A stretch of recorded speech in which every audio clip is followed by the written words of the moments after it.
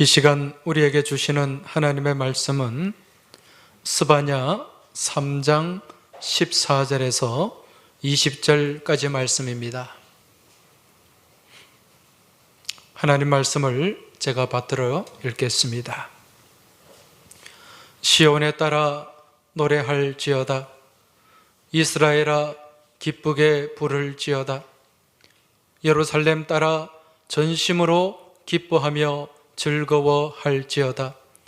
여호와가 내 형벌을 제거하였고 내 원수를 쫓아냈으며 이스라엘 왕 여호와가 내 가운데 계시니 내가 다시는 화를 당할까 두려워하지 아니할 것이라. 그날에 사람이 예루살렘에 이르기를 두려워하지 말라. 시온아 내 손을 늘어뜨리지 말라. 너의 하나님 여호와가 너의 가운데 계시니 그는 구원을 베푸실 전능자이시라. 그가 너로 말미암아 기쁨을 이기지 못하시며 너를 잠잠히 사랑하시며 너로 말미암아 즐거이 부르며 기뻐하시리라 하리라. 내가 절기로 말미암아 근심하는 자들을 모으리니 그들은 내게 속한 자라. 그들에게 지워진 짐이 치욕이 되었느니라. 그때에 내가 너를 괴롭게 하는 자를 다 벌하고 저는 자를 구원하며 쫓겨난 자를 모으며 온 세상에서 수욕받는 자에게 칭찬과 명성을 얻게 하리라. 내가 그때에 너희를 이끌고 그때에 너희를 모을지라. 내가 너희 목전에서 너희의 사로잡힘을 돌이킬 때에 너희에게 천하 만민 가운데서 명성과 칭찬을 얻게 하리라. 여호와의 말이니라. 아멘.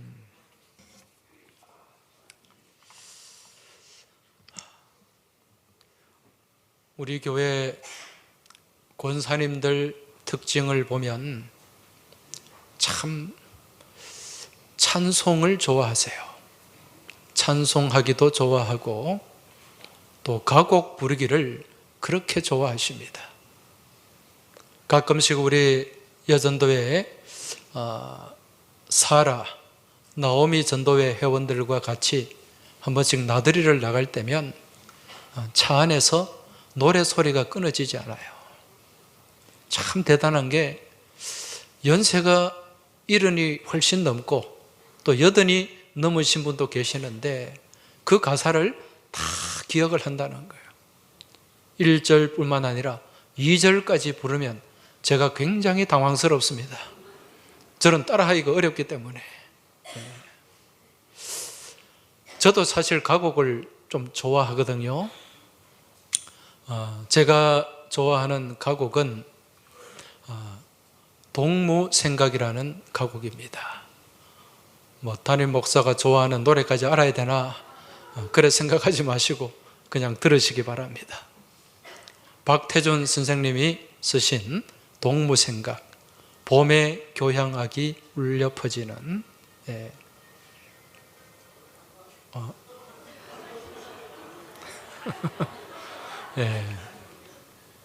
그리고 또 한 곡은 현재명 선생님이 쓰신 고향생각, 해는 져서 어두운데 찾아오는 사람 없어. 주로 저는 생각하는 가곡을 좋아하는 것 같아요. 그리고 또 학창시절에 자주 불렀던 노래가 기다리는 마음입니다. 장일남 선생님이 곡을 쓰신 이 기다리는 마음. 일출봉에 해 뜨거든 날 불러주오. 월출봉에 달 뜨거든 날 불러주오. 아마 잘 아실 텐데요. 이 기다리는 마음이라는 이 가곡은 황해도 해주가 고향인 장일남 선생님이 1950년 월남을 해가지고 연평도에서 한 1년가량 사셨어요. 여러분, 연평도가 바로 건너편에 북한이지 않습니까? 그래서 눈앞에 보이는 고향을 가지 못하는 그 아쉬움과 서름을 담고 작곡한 노래가 이 기다리는 마음이라는 가곡인데, 사실 이 가사에 이 가사의 내용은요, 우리 역사와 좀 관련이 있어요. 무슨 역사인고 하니, 여러분, 신라의 왕들 가운데 눌지왕이라는 왕이 있습니다. 신라의 19대 왕인데, 이 눌지왕 때 좀 신라의 국력이 좀 약했나 봅니다. 그래서 이 눌지왕의 왕자가 볼모로 잡혀갔어요. 고구려에도 볼모로 잡혀가고, 또 저기 남쪽의 외국 일본에도 볼모로 잡혀가게 됩니다. 그러니까 왕이 늘 이 왕자들을 생각하면서 수심에 사로잡혀 있는 그런 모습을 그 신하 박재상이라는 신하가 보게 됩니다. 그래서 이 박재상이 왕자를 구하기 위해서 직접 일본으로 건너가게 됩니다. 일본으로 건너가서 정말 우여곡절 끝에 왕자를 이제 배를 태워가지고 신라로 보내는데 성공을 했습니다. 그런데 정작 자신은 이제 외국의 그 병사들에게 붙잡히게 돼요.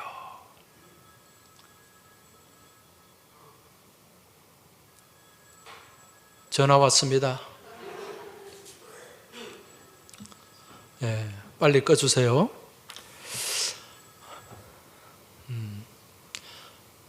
이런 일이 일어나면 제가 잊어버려요. 줄거리를 놓치게 됩니다. 그래서 항상 이 화면에 예배 시작하기 전에 휴대폰을 점검해달라, 그렇게 부탁을 드리는 겁니다. 자, 이 박재상이 왕자를 구하는데 목숨 걸고 일본을 들어갔지 않습니까? 그때 이 일본 왕이 이 박재상의 그 충심을 보고 감동을 받게 됩니다. 그래서 이 박재상에게 요청을 합니다. 내가 목숨을 살려줄 테니까 내게 와서 내 신하가 되어서 나에게 충성을 다해라. 이런 얘기를 했을 때 그때 박재상이 이런 말을 합니다.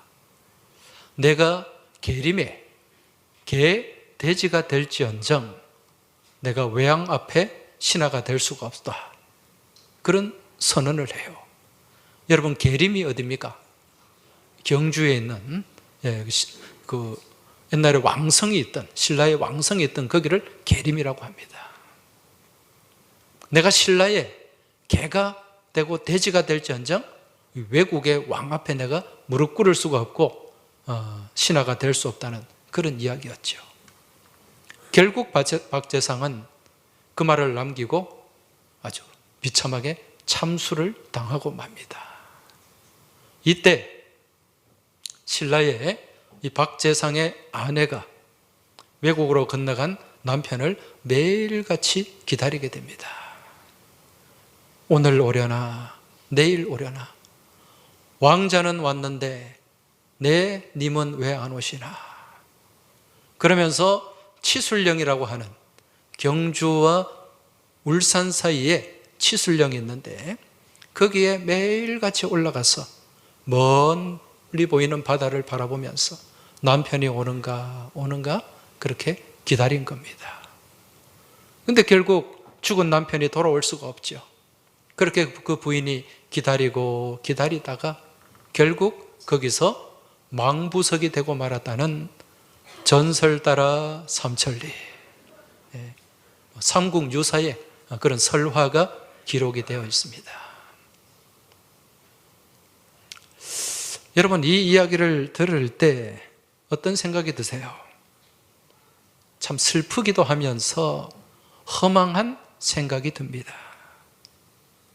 기다려도 님 오지 않고 빨래 소리, 물레 소리에 눈물 흘렸네. 이 가사에 그런 사연이 담겨 있다는 것입니다. 여러분, 기다려도 님 오지 않는 이 상황, 어떤 생각이 드세요? 막연하다는 생각이 들지 않습니까? 정말 막연하다.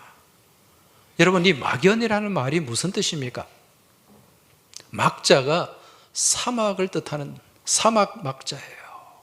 연자가 그리할 연, 그러할 연. 그러니까 우리말로 풀어 쓰면은 막막한 사막과도 같다. 그런 의미죠. 끝없는 사막, 아득한 사막. 이게 막연입니다. 막연한 기다림. 보장이 없는 거예요. 약속이 없는 거예요.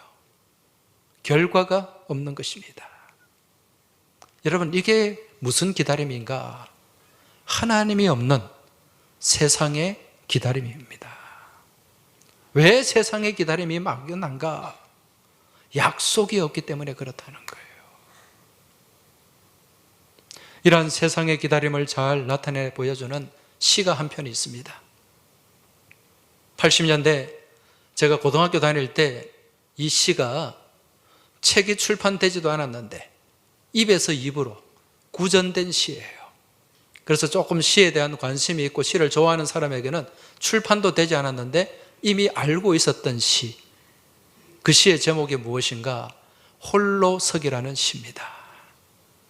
서정윤 시인이 쓴, 그 당시에 이 서정윤 시인은 고등학교 국어 선생님이었어요. 그때 발표한 이 홀로서기, 이 시를 보면 서두에 어떤 내용이 나오는가? 기다림은 만남을 목적으로 하지 않아도 좋다. 이렇게 시작이 됩니다. 기다림은 만남을 목적으로 하지 않아도 좋다. 가슴이 아프면 아픈 채로, 바람이 불면 고개를 높이 쳐들면서 날리는 아득한 미소. 여러분, 기다림은 만남을 목적으로 하지 않아도 좋다. 이런 기다림은 어떤 기다림입니까? 막연한 기다림이죠. 여러분, 이처럼 아득하고 막연한 기다림이 어디 있습니까? 기다리는 것은 뭔가 만남이 목적이 되어야 되죠. 근데 목적 없는 기다림, 막연하다는 것입니다. 이게 세상의 기다림이에요. 그런데 분명한 약속이 있는 기다림이 있습니다. 분명히 만남이 보장된 기다림이 있어요. 그 기다림이 무슨 기다림? 누구의 기다림입니까? 바로 주님을 향한 기다림. 우리 그리스도인의 기다림이라는 것입니다.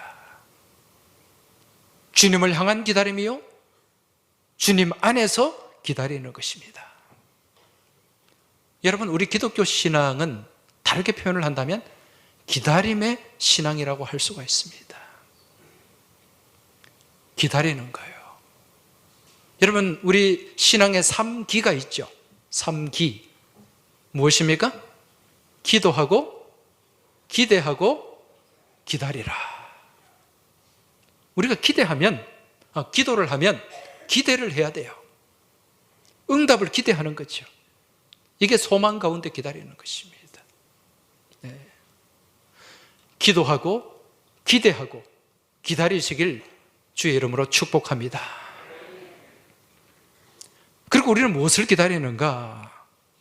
우리 기독교 신앙은요, 약속된 메시아를 기다리는 거예요. 그리고 장차 이루어질 하나님 나라를 기다리는 것입니다. 그리고 우리가 반드시 가야 할 천국을 기다리는 거예요. 이 기다림의 신앙이 기독교 신앙입니다. 따라서 성경은요, 기다림으로 가득 차 있는 말씀입니다. 이 기다림은 막연한 기다림이 아니라 약속된 기다림, 보장된 기다림, 성취될 기다림이라는 거죠. 구약은 어떤 말씀입니까?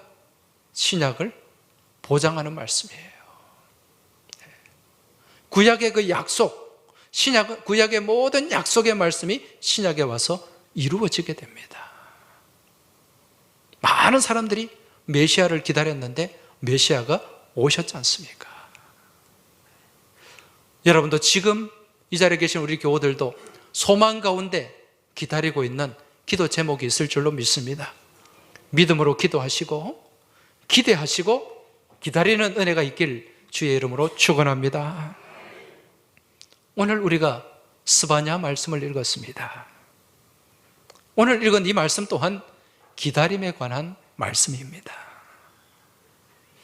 3장 8절, 스바냐 3장 8절에 보면 너희는 나를 기다리라 그렇게 말씀합니다. 그 앞에 보면 내가 일어나 벌할 때까지 너희는 나를 기다리라. 좀 말씀이 이상하죠? 벌할 때까지 기다리라. 이 말씀은 자칫 우리가 잘못 이해를 하면 하나님의 그 징벌을 기다리라 그렇게 생각할 수도 있어요. 그런데 그런 뜻이 아닙니다. 지금 이 말씀은 장차 하나님께서 반드시 이 악한 세상을 심판하실 것인데, 징벌하실 것인데, 그때에 이 악한 세상에서 고난당하고 아픔을 당하면서도 끝까지 믿음을 지킨 남은 백성들, 남은 자들은 반드시 승리를 할 것이고, 그리고 그 승리의 날을 너희는 기다리라는 말씀입니다. 할렐루야. 여러분, 이 스바냐 선지자가 하나님 말씀을 선포할 때, 예언을 할 때가 언제였습니까? 요시야 시대였습니다. 요시야, 남유다의 16대 왕이죠. 여러분, 하나님 말씀을 전하고 선포한 많은 선지자들 중에 상당수가 제사장 출신들이 있었고, 예레미야, 에스겔 다 제사장 가문 출신이잖아요. 그리고 농부도 있었고 목자도 있었고. 그런데 오늘 이 말씀을 기록한 스바냐는 아주 드문 케이스입니다. 왕족 출신이에요. 왕족 집안입니다. 스바냐 1장 1절 말씀을 보면 아몬의 아들 유다왕 요시야의 시대에 스바냐에게 임한 여호와의 말씀이라. 스바냐는 히스기야의 현손이요 아마랴의 증손이요 그다랴의 손자요 구시의 아들이었더라. 누구의 현손입니까? 히스기야 왕. 히스기야 왕의 4대 손입니다. 여러분, 이 스바냐가 예언할 때 남유다의 왕이 누구라 그랬죠? 요시야 왕. 요시야 왕은 이 히스기야 왕과의 어떤 관계입니까? 3대 손, 증손입니다. 증손. 그래서 이 스바냐와 요시야의 관계를 굳이 촌수로 따진다면 아저씨와 조카뻘이 되는 거예요. 몇 촌인지는 잘 모르겠어요. 그렇게 멀지 않은 촌수인 것 같습니다. 자, 그런데 여러분, 이 요시야 왕이 어떤 왕이죠? 악한 왕입니까? 선한 왕입니까? 선한 왕이죠. 남유다의 3대 선왕 그러면 우리는 여호사밧, 히스기야, 요시야를 꼽을 수가 있습니다. 이러한 선왕, 착한 왕 요시야 시대에 어떤 일이 있었죠? 종교 개혁이 있었습니다. 요시야는요 8살에 왕위에 즉위하게 됩니다. 굉장히 어릴 때 왕이 되었어요. 그리고 왕이 된 지 12년째 되었을 때, 그때 이제 자신이 어느 정도 힘을 가지고 한 일이 무엇인가? 온 나라를 뒤덮고 있는 우상의 제단을 파괴하는 것이었어요. 바알과 아세라 온갖 우상의 제단을 다 쓸어버렸습니다. 그리고 재위 18년째 되던 해에 또 무슨 일을 했는가? 성전 수리를 하게 되었습니다. 성전 리모델링을 한 거예요. 그렇게 성전 수리를 하다 보니까 그 성전에서 발견된 한 가지가 있는데, 그게 무엇이었습니까? 율법책이었습니다. 하나님의 말씀이 발견되었어요. 이때 발견된 그 하나님의 말씀을 요시야 왕이 읽고 통곡을 하면서 옷을 찢었다고 말씀하고 있습니다. 왜 그랬을까요? 그 시대와 백성들이 하나님의 말씀과 전혀 상관없는 삶을 살아왔기 때문에, 너무도 말씀과 거리가 먼 악한 삶을 살았기 때문에 옷을 찢으면서 그렇게 통회하고 자복을 했던 것입니다. 여러분, 하나님 말씀을 몰랐어요. 이제 성전 안에서 발견된 그 말씀을 보고 하나님이 이렇게 말씀하셨구나 라는 것을 깨닫게 된 거죠. 그러니까 그 시대가 어떻겠습니까? 백성들의 삶은 타락할 수밖에 없고 하나님과의 관계는 무너지고 황폐해질 수밖에 없었던 것입니다. 이러한 때에 하나님께서 이 스바냐 선지자를 통해서 어떤 말씀을 주셨는가? 1장 2절 3절을 한번 보시기 바랍니다. 여호와께서 이르시되 내가 땅 위에서 모든 것을 진멸하리라. 내가 사람과 짐승을 진멸하고 공중의 새와 바다의 고기와 거치게 하는 것과 악인들을 아울러 진멸할 것이라.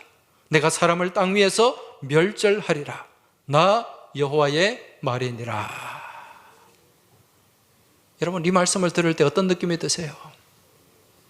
두렵지 않습니까? 지금 이 말씀 가운데서 멸절, 진멸이 계속 반복이 되고 있어요. 그 뒤에 나오는 4절, 5절, 6절도 보면 계속해서 멸절이라는 단어가 반복되고 있습니다. 이 멸절이라는 말은 히브리 말로 카타르, 다 쓸어버린다는 거예요. 참수한다, 그런 뜻이 여기에 담겨 있습니다.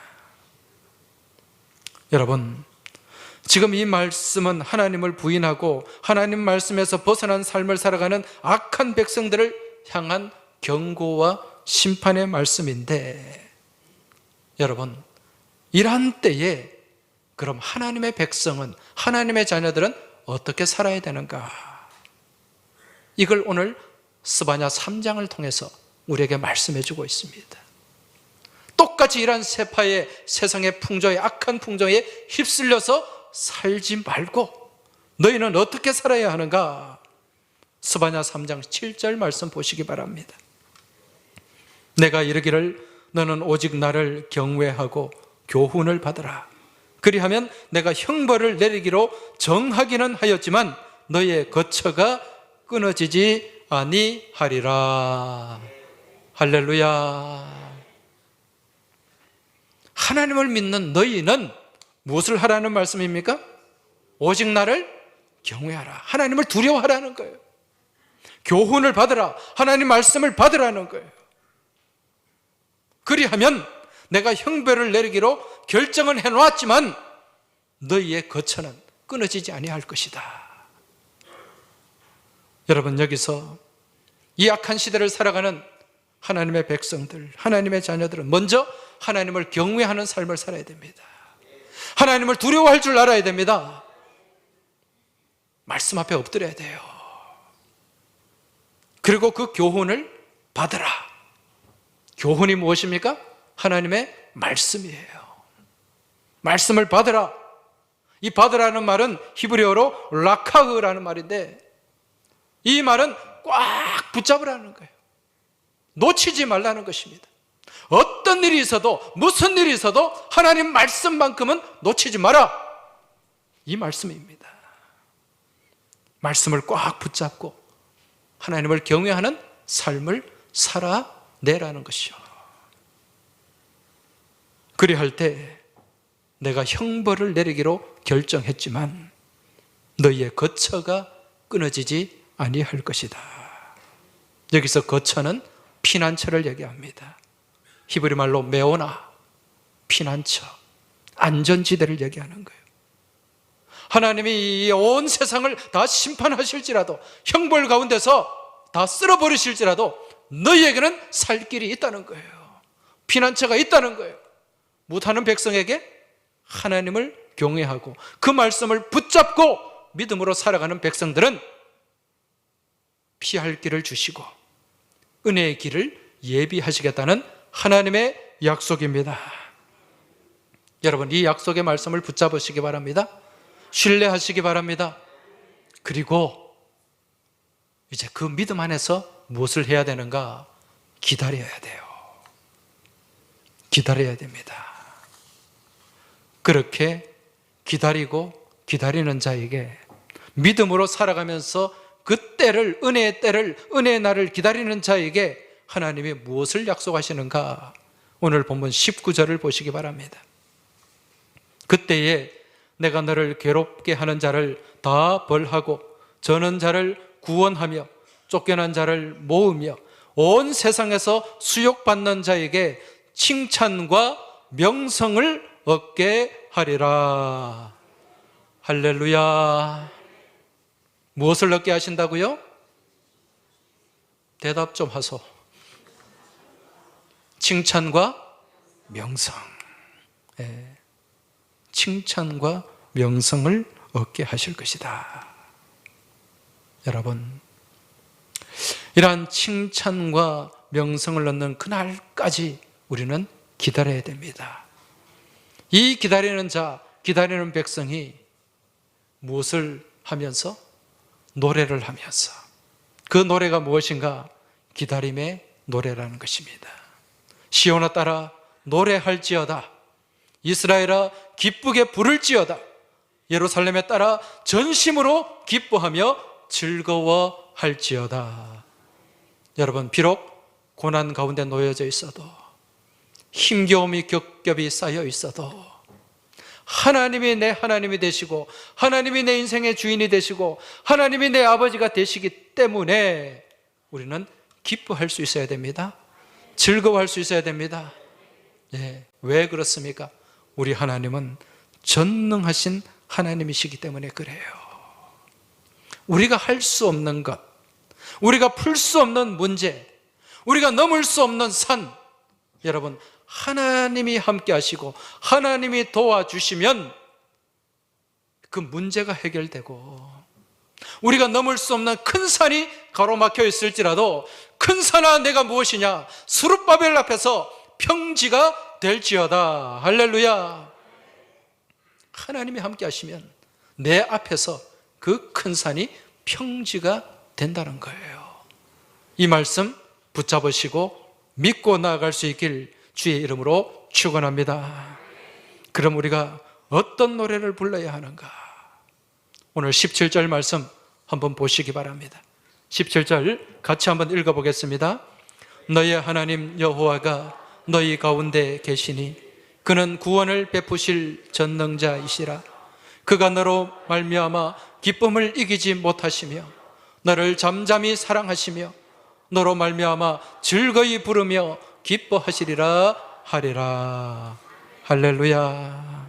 네. 여러분, 우리 하나님은 어떤 하나님이시죠? 나와 함께 하시는 하나님이십니다. 너의 하나님 여호와가 너의 가운데 계시니, 우리 가운데 계십니다. 여러분, 하나님은 지금도 나와 함께 하시고 나와 동행하시고 나를 붙잡아 주시고 나를 지키시고 보호하시는 임마누엘의 하나님이신 줄 믿고 깨달으시기 바랍니다. 내가 하나님을 떠나지 않으면 하나님은 끝까지 나와 함께 하시는 분이십니다. 그런 임마누엘의 하나님, 나와 함께 하시는 하나님이 나를 온전히 구원하십니다. 그는 구원을 베푸실 전능자이시라. 온전히 구원하시고 나를 가장 복된 곳으로 이끌어 주시고 인도하시는 못할 것이 없는 전능하신 하나님. 네. 이 전능자, 히브리 말로 기보르라는 말인데 용사라는 뜻도 있지만은요, 슈퍼맨, 못할 것이 없는 그런 강력한 분이시라는 거예요. 제가 1부 때 슈퍼맨 그랬더니 어느 분이 찾아와가지고 목사님 슈퍼맨이 아니고 슈퍼맨입니다 그러더라고요. 네. 슈퍼맨은 우리 한국 사람 강조할 때 발음이 좀 세집니다. 전능자, 못할 것이 없는 분. 예. 이러한 전능자 되시는 우리 하나님이 나와 함께 하시고 내 삶 가운데 역사하시면 해결하지 못할 문제가 없고 넘지 못할 산이 없고 이기지 못할 대적이 없는 줄 믿고 깨달으시기 바랍니다. 우리는 이 믿음으로 나아가야 돼요. 자꾸 하나님을 내 생각 안에, 내 관념 안에 가두지 마시기 바랍니다. 내가 할 수 없는 것을 하나님 기도한다고 되나? 하나님이라고 하실 수 있나? 그런 어리석고 단순한 생각에 사로잡히지 마시기 바랍니다. 우리 하나님은 어떤 하나님이십니까? 전능하신 하나님, 모든 것을 초월하시는 전능하신 하나님이에요. 따라서 내 하나님은 못할 일이 전혀 없는 분입니다. 내 하나님은 크고 힘있고 능히 있어 못할 일 전혀 없네. 내 하나님은 크고 힘있고 능히 있어 못할 일 전혀 없네. 저 산들도 그의 것, 골짜기도 주의 것, 별들도 그분의 솜씨. 내 하나님은 크고 힘있고 능히 있어 못할 일 전혀 없네. 할렐루야. 감상만 하지 마시고 입술로 고백할 수 있길 바랍니다. 내 하나님은 크고 힘있고 능히 있어 못할 일 전혀 없네. 우리의 고백을 담아서 같이 한번 찬송 드리겠습니다.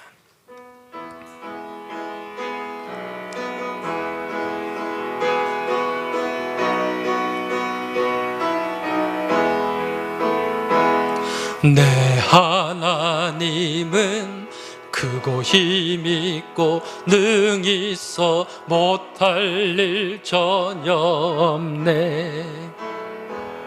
내 하나님은 크고 힘있고 능히 있어 못할 일 전혀 없네. 저 산들도 그의 것, 골짜기도 주의 것, 별들도 주의 솜씨. 내 하나님은 크고 힘있고 능히 있어 못할 일 전혀 없네. 할렐루야. 우리 옆에 계신 분들에게 말씀해 주세요. 내 하나님은 전능하신 하나님입니다. 당신 하나님도 전능하신 하나님입니다. 우리 하나님은 전능하신 하나님입니다. 할렐루야. 여러분, 우리가 살아가는 이 세상 녹록하지가 않습니다. 힘겨움이 있어요. 지금 이 자리에 나와 계시는 모든 분들 다 각자가 지금 넘어야 될 산들이 있습니다. 골짜기도 있어요. 여러분, 이처럼 험난하고 험악한 세상 살아가면서 내 힘으로 살려고 애쓰고 발버둥 치지 마시기 바랍니다. 나를 도와주시는 네가 있습니다. 나와 함께 하시는 분이 있습니다. 나를 이끌어 주시는 분이 있습니다. 그분의 손을 잡으시기 바랍니다. 붙잡고 나아가고 믿음으로 나아가시길 주의 이름으로 축원합니다. 우리가 이 험한 세상, 이 험악한 세상 가운데서 주님 손 놓치지 않고 주님 말씀 붙잡고 믿음으로 나아갈 때 우리 하나님 우리를 어떻게 보실까요? 우리를 어떻게 바라보실까요? 오늘 17절 말씀 하반절을 한번 보시기 바랍니다. 그가 너로 말미암아 기쁨을 이기지 못하시며 너를 잠잠히 사랑하시며 너로 말미암아 즐거이 부르며 기뻐하시리라. 할렐루야. 여러분, 이 죄악이 관영한 세상 가운데서도 하나님 말씀 놓치지 않고 이 고난이 첩첩산중인 이 땅 가운데서도 주님의 손 놓치지 않고 믿음으로 살려고, 믿음으로 나아가려고 애쓰고 바둥거리며 발버둥 치는 그 자녀의 모습을 바라보시는 하나님, 그 마음이 어떠하겠어요? 너무 대견하지 않겠습니까? 너무 보시기 아름답지 않겠습니까? 그런 모습을 바라보면서 우리 하나님, 너로 말미암아 기쁨을 이기지 못하신다. 그렇게 말씀하고 있습니다. 기쁨을 이기지 못하신다. 이기지 못한다는 이 말은 히브리어로 수스라는 말인데요, 이 말은 좀 표현이 그렇습니다. 기뻐 날뛴다는 표현이에요. 기뻐 날뛴다. 다르게 말씀을 드리면 기뻐서 춤을 춘다는 거예요. 이 고난 가운데서, 역경 가운데서, 악한 험한 세파 가운데서도 주님 손 놓치지 않고 믿음으로 맞서고 믿음으로 나가는 우리를 바라보시면서 우리 하나님 기뻐 춤을 추시는 줄 믿으시기 바랍니다. 여러분, 지금 이 자리에 나오신 분들, 앞서 말씀드린 것처럼 아픔이 없는 분이 없을 거예요. 고난이 없는 분이 없을 겁니다. 질고가 없는 분이 없을 거예요. 여러분, 그러한 형편에 놓여져 있을지라도 끝까지 나와 함께 하시고 나를 붙잡아 주시고 내 문제의 해결자가 되시는 우리 주님을 바라보시고 의지하시고 기다리시기 바랍니다. 오늘이 무슨 주일이죠? 대림절 첫 번째 주일입니다. 대림절은 어떤 절기입니까? 기다리는 계절입니다. 기다리는 절기예요. 누구를? 이 땅에 오신 예수님을 기다리고 다시 오실 우리 주님을 기다리는 믿음의 절기입니다. 여러분, 이 대림절 12월 달 세상은 흥청망청합니다. 주님은 없어요. 주님 없는 성탄절을 이들은 바라보고 있습니다. 그러나 우리는 주님이 계신 성탄절을 바라보고 나아가야 될 줄로 믿습니다. 오늘 우리 십자가에 무슨 색깔의 보라색이 걸려 있죠? 네. 이 보라색은 경건을 얘기하는 거예요. 네. 경건을 얘기하고 또 겸손을 얘기하는 것입니다. 내려놓음을 얘기하는 거예요. 이 보라색 예전 색깔이 동일하게 적용되는 절기가 있습니다. 그때가 언제입니까? 사순절이죠. 그래서 이 대림절은 겨울철의 사순절이다, 그렇게 얘기합니다.